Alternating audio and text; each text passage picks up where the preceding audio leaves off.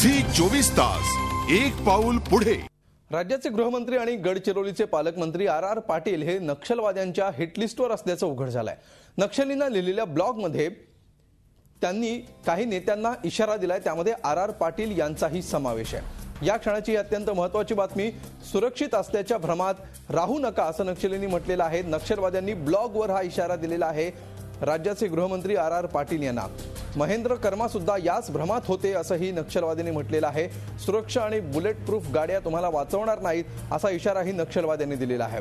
नक्षलवाद्यांची मजल आता गृहमंत्र्यांना अशा प्रकारे धमकी देण्यापर्यंत पोहोचल्याचं आपल्याला बघायला मिळतंय। ब्लॉगवर उघड नक्षलवाद्यांनी ही धमकी दिलेली आहे राज्याचे गृहमंत्री आर पाटील यांना। याविषयी आपण अधिक माहिती घेऊया आमचे प्रतिनिधी दीपक भातुसे यांच्याकडून। दीपक, काय काय म्हटलंय या ब्लॉगवर नक्षलवाद्यांनी? अमोल, छत्तीसगडमध्ये नक्षलवाद्यांनी जो हल्ला केला त्या हल्ल्यानंतर हा ब्लॉग प्रसिद्ध करण्यात आला आणि या ब्लॉगमध्ये स्पष्ट इशारा देण्यात आलेला आहे गृहमंत्री आर पाटील यांना की ते जरी झेड सुरक्षा आणि बुलेट प्रूफ गाड्यांमध्ये वावरत असले तरी आपण सुरक्षित आहोत असं त्यांनी समजू नये। कारण महेंद्र कर्मा जे नक्षली हल्ल्यात मारले गेले छत्तीसगडमध्ये, त्यांना सुद्धा असाच भ्रम होता की ते झेड सुरक्षेमध्ये वावरतात म्हणजे ते सुरक्षित आहेत, परंतु त्यांना त्यांचा आम्ही खून केला असा त्यांनी उल्लेख केलेला आहे या ब्लॉगमध्ये।